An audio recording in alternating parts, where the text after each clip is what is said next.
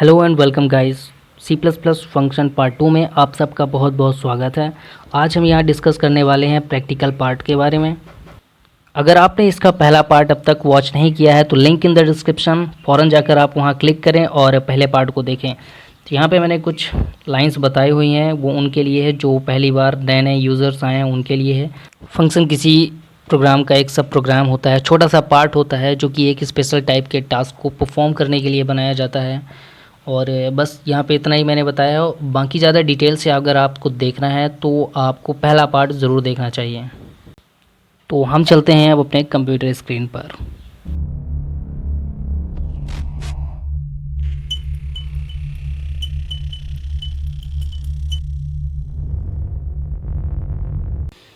तो हम आ चुके हैं अपने कंप्यूटर स्क्रीन पर, और जैसे कि मैंने पहले वीडियो में बताया था कि फ़ंक्शन के दो टाइप्स होते हैं। पहला होता है एक नॉन पैरामीटराइज्ड और दूसरा होता है एक पैरामीटराइज्ड फंक्शन।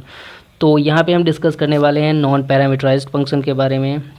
अब अगर आपने इस वीडियो का पहला पार्ट देखा है तो आपको पता होगा कि नॉन पैरामीटराइज्ड क्या होता है, लेकिन अगर आपने पहला पार्ट नहीं देखा है तो आपको टेंशन लेने की कोई ज़रूरत नहीं। आप जाके पहला पार्ट देखिए और उसके बाद आप इस पार्ट को देखिए तो आपको पूरा कॉन्सेप्ट जो है क्लियर हो जाएगा। और मैं बार बार पहले पार्ट की बात इसलिए कर रहा हूँ क्योंकि वो काफ़ी ज़्यादा इंपॉर्टेंट वीडियो है। उसमें मैंने हर चीज़ बता के रखा है, पैरामीटराइज्ड क्या है, नॉन पैरामीटराइज्ड क्या है, रिटर्न स्टेटमेंट क्या है, उन सब चीज़ों को मैंने बता रखा है।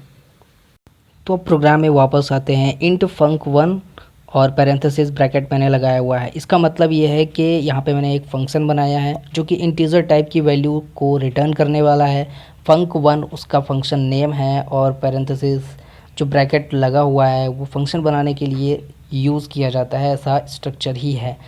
इसके बाद फंक्शन के अंदर कुछ वेरिएबल डिक्लेयर किए और उनमें वैल्यूज़ इनिशियलाइज़ की हमने। तो फंक्शन के अंदर जो वेरिएबल हमने डिक्लेयर किए हैं वो एक लोकल वेरिएबल होते हैं। उन वेरिएबल्स को फंक्शन के बाहर एक्सेस नहीं किया जा सकता है। कोई मतलब नहीं होता है उन वेरिएबल्स का फंक्शन के बाहर। ना आप उन वेरिएबल्स को यूज़ कर सकते हो और ना ही किसी तरह से मतलब एक्सेस नहीं कर सकते हो। केवल फंक्शन उन वेरिएबल्स को यूज़ करेगा बस। इसके बाद हमने वो स्टेटमेंट लिखा जिसके लिए हम फंक्शन क्रिएट कर रहे हैं, C is equal to A plus B, यानी कि दोनों वैल्यूज़ को ऐड करके जो रिज़ल्ट है उसको सी में रख दो और जब मैं फंक्शन को कॉल करूं तो सी को रिटर्न कर दो। इसके लिए हमने लगाया है रिटर्न स्टेटमेंट। अगर आप रिटर्न स्टेटमेंट नहीं लगाएंगे तो फंक्शन कुछ भी नहीं रिटर्न करेगा। फंक्शन कुछ ना कुछ रिटर्न करे, इसके लिए हमने लगाया रिटर्न स्टेटमेंट। और उसके बाद हम फंक्शन को क्लोज़ कर देते हैं। मेन फंक्शन के अंदर अब हम आ जाते हैं और CLR फंक्शन क्लियर स्क्रीन। उसके बाद हमने एक वेरिएबल यहाँ पे बनाया है, डिक्लेयर किया है, जो कि एक ग्लोबल वेरिएबल है। जो प्रोग्राम है अपना, उस प्रोग्राम में हम इस वेरिएबल को कहीं भी यूज़ कर सकते हैं। ग्लोबल वेरिएबल का यही मतलब होता है।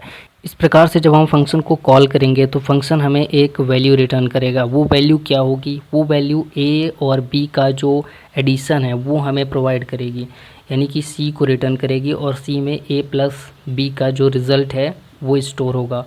उस रिज़ल्ट को हम ए में असाइन करवा लेंगे और ए को फिर उस वेरिएबल में, जो मतलब हमने ए वेरिएबल ग्लोबल वेरिएबल बनाया है, उस वेरिएबल को हम कहीं भी यूज़ कर सकते हैं अपने पूरे प्रोग्राम में। हम चाहें तो उस ए वेरिएबल के साथ कोई और ऑपरेशन परफॉर्म कर सकते हैं, उस मतलब उसमें एडिशन, सब्सट्रैक्शन, मल्टीप्लिकेशन कुछ भी कर सकते हैं।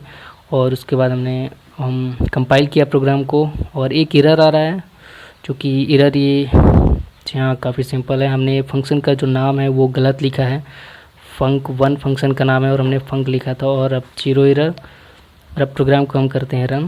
तो ये देखिए जो ए और बी का जो प्लस है वो 300 आया है। तो यहाँ पे आपने फंक्शन को जो वैल्यू दी है केवल उसी पर वो ऑपरेशन परफॉर्म करेगा। लेकिन अगर चाहते हैं कि जब मैं फंक्शन को कॉल करूँ और तब मैं उसको बताऊँ कि हाँ इन दोनों वैल्यूज़ को ऐड करना है, यानी कि आप रन टाइम पे कोई वैल्यू दें, तो ऐसा आप नॉन पैरामीटराइज्ड फंक्शन पे नहीं कर सकते हैं।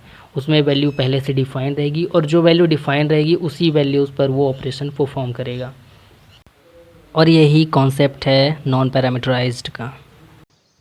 तो अब फंक्शन का जो रिटर्न स्टेटमेंट है उस रिटर्न स्टेटमेंट को हम हटाकर देखते हैं कि क्या इस स्टेटमेंट को हटाकर फंक्शन का जो रिज़ल्ट है उसे हम किसी वेरिएबल में असाइन करवा सकते हैं या नहीं। तो इसके लिए मैंने रिटर्न स्टेटमेंट हटाया और C is equal to A plus B लिखा रहने देंगे और उसके नीचे एक स्टेटमेंट लिख देंगे, मतलब मैसेज प्रिंट कर देंगे कि योर रिज़ल्ट इज़, और सी जो हमारा रिज़ल्ट है उसको हम यहाँ पे प्रिंट करवा देंगे।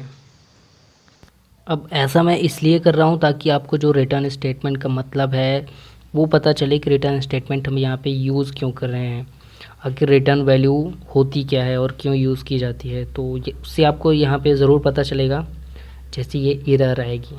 अब एरर देखना कब आएगी।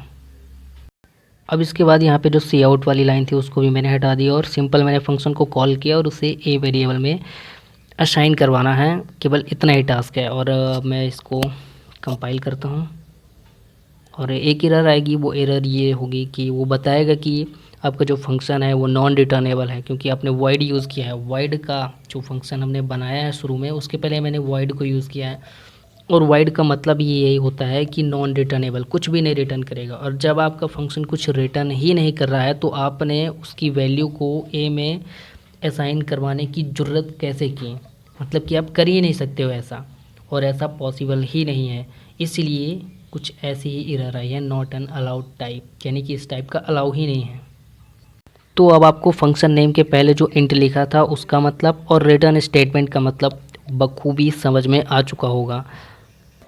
अब यार इसे समझने में किसी किसी को अभी भी प्रॉब्लम आ रही होगी, तो यार प्रॉब्लम आनी भी चाहिए। और एक बार में किसी को नहीं समझ में आता है तो मेरा सजेशन ये रहे कि आप एक बार और वीडियो देखिए, नहीं समझ में आया फिर एक बार देखिए, और अगर तब भी नहीं समझ में आया तो फिर कमेंट सेक्शन में आप मुझसे मिलिए, वहाँ कमेंट कीजिए। मैं आपका जो क्वेश्चन होगा उसके बारे में मैं रिप्लाई ज़रूर दूँगा।